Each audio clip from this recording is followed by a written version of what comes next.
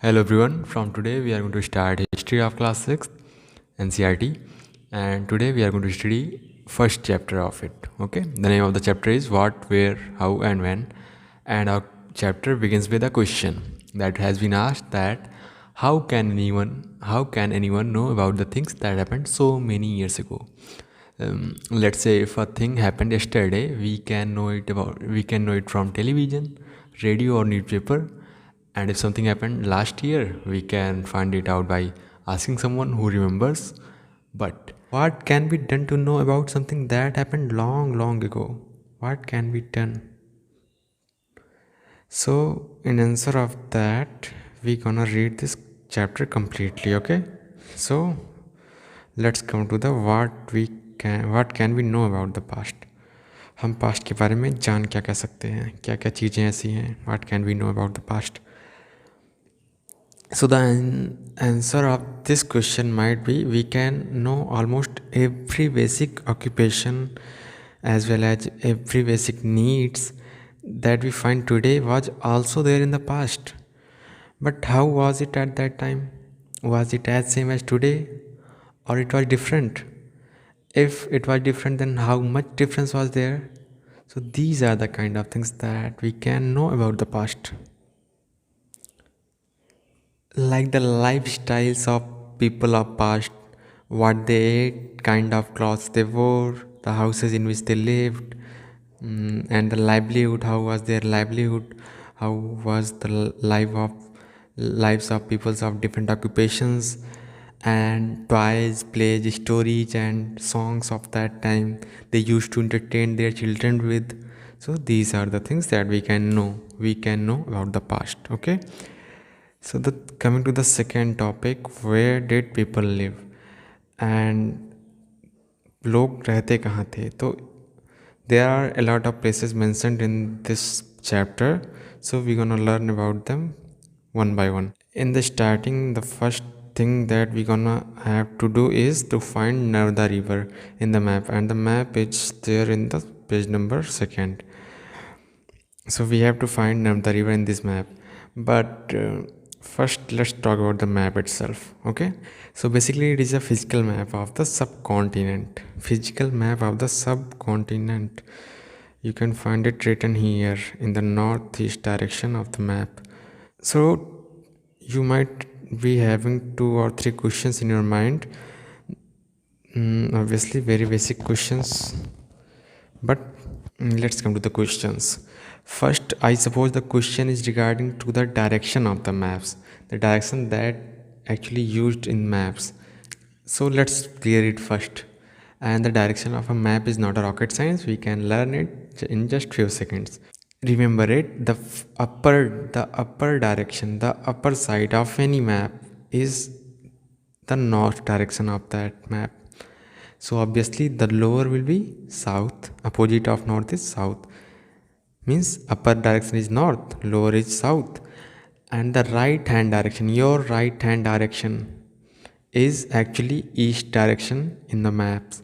So the left hand direction will be, of course, west direction. That's how it is. Yes, upper will be the north, lower will be the south, east it will be the your right hand direction, and your left hand direction will be the west. As simple as that.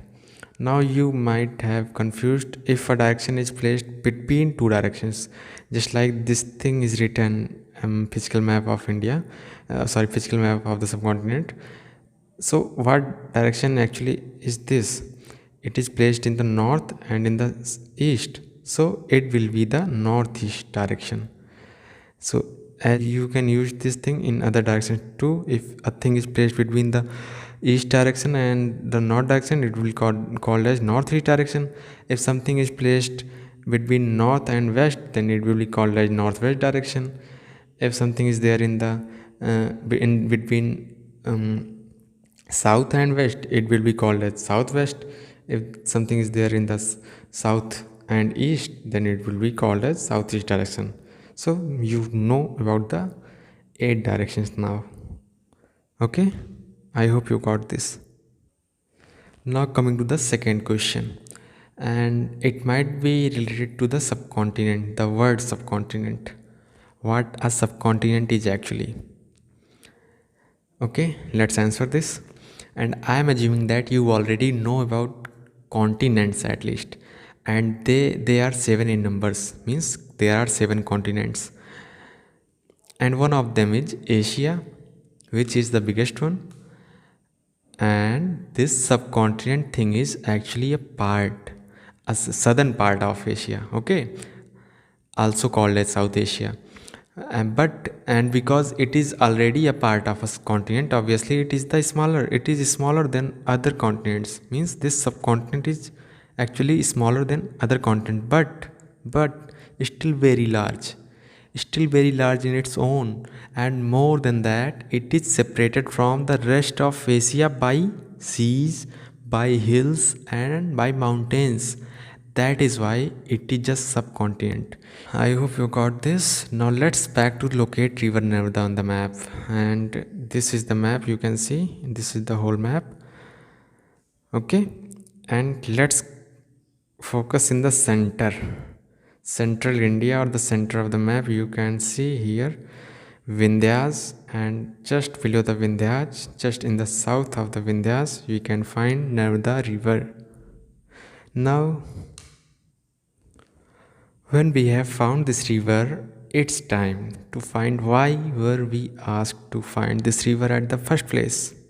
So let's find in the text itself.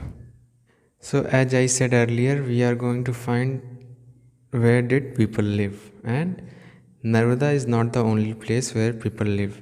We are going to find different places where people lived in different times. And we started with Narmada and we located Narmada. So let's find that why we find it, because people lived on the bank of this river in the earliest time. Okay, in the earliest time we know. And they lived here for 100,000 years, and they were called as skill gatherers. Why they were called as skill gatherers? What is the meaning of skill gatherers? Gathering, you know that gathering is something related to collecting things. And skilled, being skilled in gathering means if you are good at gathering something, then you will be called as skilled gatherers. Okay. And why they were called as skilled gatherers? Because they gathered their food from forest, and they were very good at that. How they were good at that? Because they knew about the vast wealth of forest and products of forest around them. That's how they were skilled gatherers. And apart from gathering, they also hunted animals for their survival, for their eatings. So this was the thing about Narmada. Now let's come to the second place, which is Suleiman and Kirthar Hills. So let's locate it first.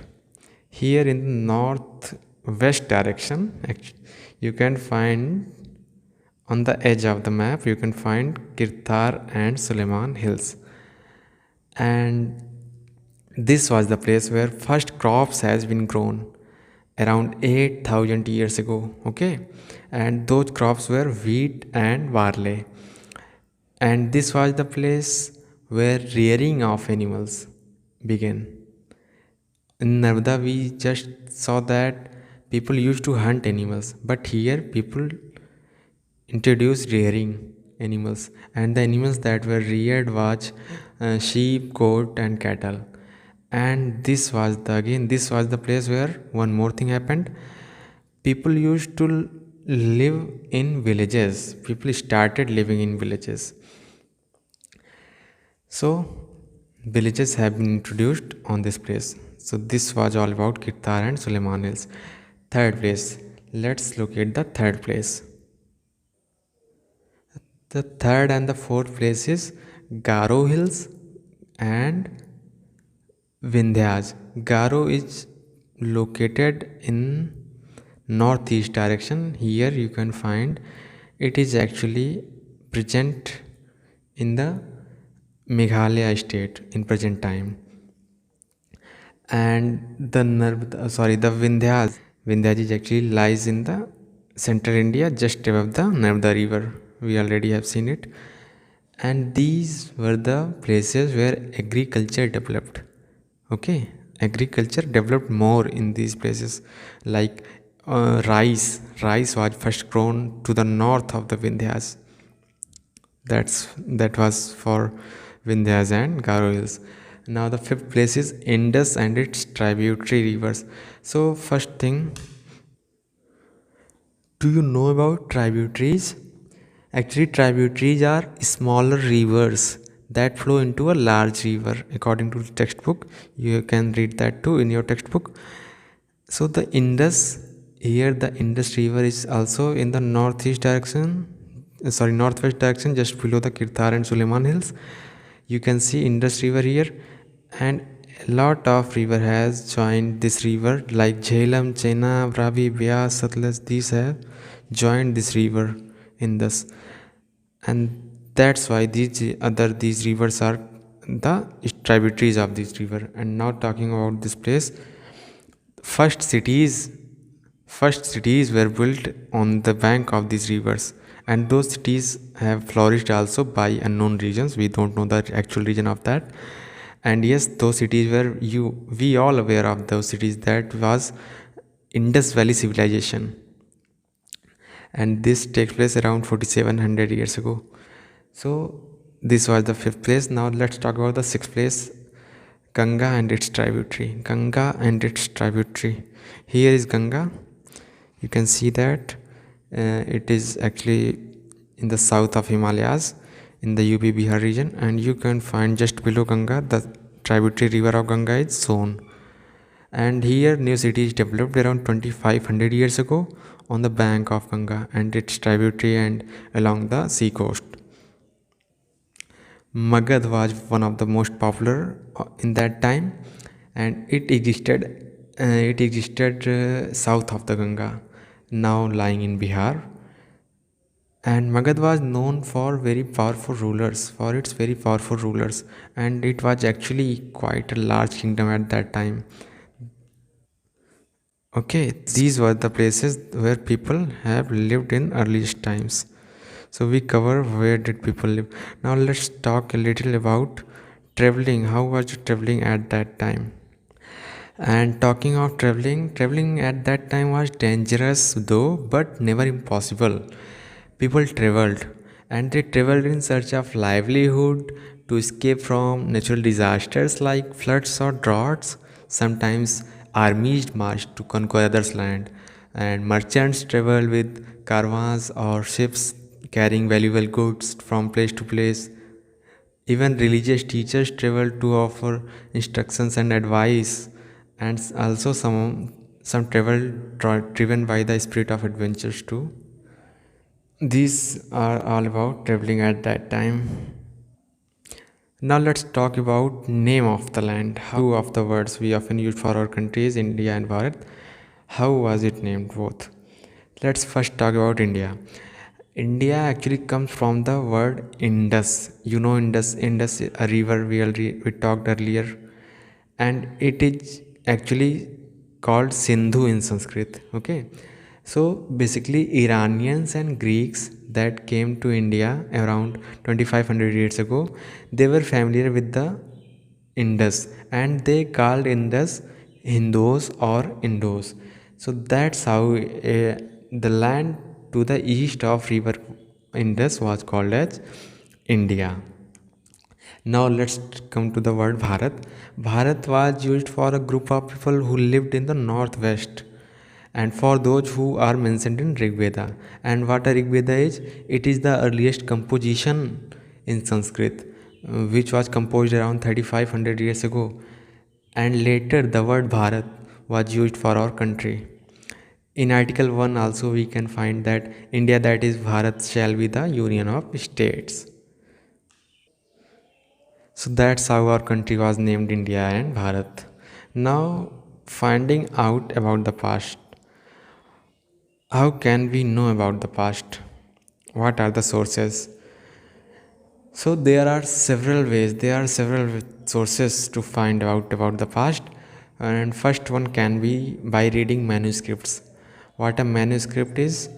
Manuscript Manu is a Latin word, and the meaning of Manu is hand. So the scripts that are written by hand, and actually these scripts means manuscripts usually written on palm leaf, on the leaf of palm tree, or on a birch. Birch was actually specially prepared bark of a tree that was called birch at that time, and it grows in the Himalayas.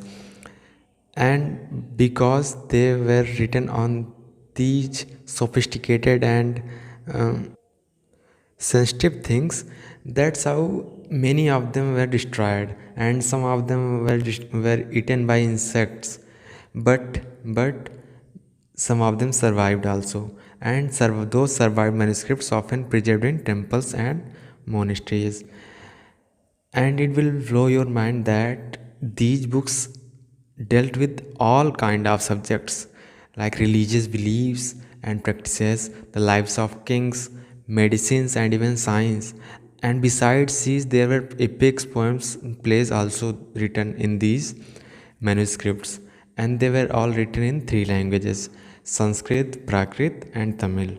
So this was the story behind manuscript. So this can be the first source that we can use to find out about the past. Now the second source can be the inscriptions, studying inscriptions. And inscriptions are the writings on hard surfaces such as stones or metals. It includes writings on orders of the kings, the writings that were ordered by the kings to write, records of deeds of kings or victories of the kings. So these are the things that study of inscriptions includes. So third source can be the study of numismatics and study of archaeological sources. What is this?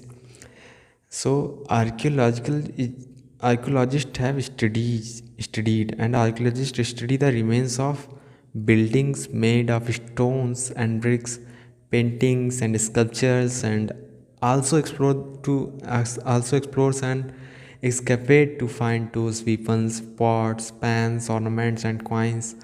And these objects may be made of stones, bones, baked clay, or metal. But those objects that are made up of hard, imperishable substances usually survive for a long time. And those objects can be studied by archaeologists. So this way we can use it as a source of studying about the past, finding out about the past. With this, let's come to our another topic, which is one past or many. And we must remember that the fact past was different for different groups of people, just like today. For example, the lives of herders or farmers were different from those of queens and kings. The lives of merchants were different from those of craftspersons, and so on. And that's how we came to know there was not only one past, there was many. And apart from that, we also know a great deal of kings and battles they fought, because they kept records of their victories, while ordinary people generally did not keep the records of what they did. And due to this, there is much that remains unknown to us. Okay. And now let's come to our last topic. What do dates mean? And we're gonna understand this mathematically. Imagine a number line. Imagine a number line, and you have to place 0 in the middle of that line. You placed 0 in the middle of that line. Okay. Now you know two sides. One is the positive side of the line, and other is the negative side of the line. Just like that, we use dates in history. That 0 is considered as the birth year of Jesus Christ. So that's how that is 0. And now the negative side of the line was the time that was there before the 0, means before the birth of Jesus, were termed as BC, before Christ, means before the birth of Christ. We also called it BCE, it means before Common Era.